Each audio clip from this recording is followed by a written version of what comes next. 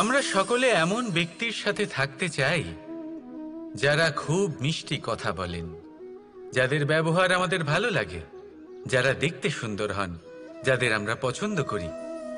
আর সবসময় এমন ব্যক্তির থেকে দূরে থাকতে চেষ্টা করি যাদেরকে আমরা পছন্দ করি না, যাদের কথা আমাদের খারাপ লাগে, যাদের কথা একটু কঠোর হয়। আমরা সবসময় চেষ্টা করি এদের থেকে দূরে থাকার, ঠিক কিনা? কিন্তু যদি বাস্তবটা দেখি, তাহলে এই কঠোরতা জীবনে শান্তির প্রলেপ দেয়। ওষুধও একটু কড়াই হয়, কিন্তু এ কি করে? আমাদের সুস্থ করে তোলে। ঠিক সেইভাবেই ভালোবাসার এই অধ্যায় একটু কঠিন, একটু কড়াও মনে হতে পারে, কিন্তু এর ফল সবসময় আপনাদের স্বাস্থ্যের পক্ষে ভালোই হয়।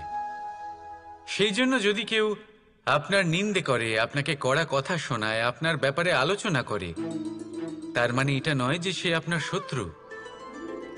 হতে পারে তিনি আপনার বন্ধু হন, আপনার জন্য ভালো চান, আপনাকে শুধরে নিতে চান, আপনার মধ্যে কোনো পরিবর্তন দেখতে চান। সেই জন্য কখনো কারোর কথা শুনে বা কাউকে দেখে প্রাথমিকভাবে এই সিদ্ধান্ত নেবেন না যে তিনি আপনার শত্রু হন নাকি আপনার বন্ধু হন। এমনও শত্রু হয়ে থাকেন যে গুড়ের মতো মিষ্টি মিষ্টি কথা বলে আসলে আপনাকে বিষ পান করিয়ে দেবেন। আর এমনও বন্ধু থাকেন যারা আসলে নিমের মতো কড়া কথা বলেন কিন্তু আপনাকে অমৃত পান করান। এদের মধ্যে পার্থক্য করতে জানতে হবে, কে আসলে শত্রু হন আবার কে আসলে মিত্র হন। এই পার্থক্য যখন আপনি করতে শিখবেন, তখন আপনি এই সংসারের সব থেকে সুখী প্রাণী হয়ে উঠবেন।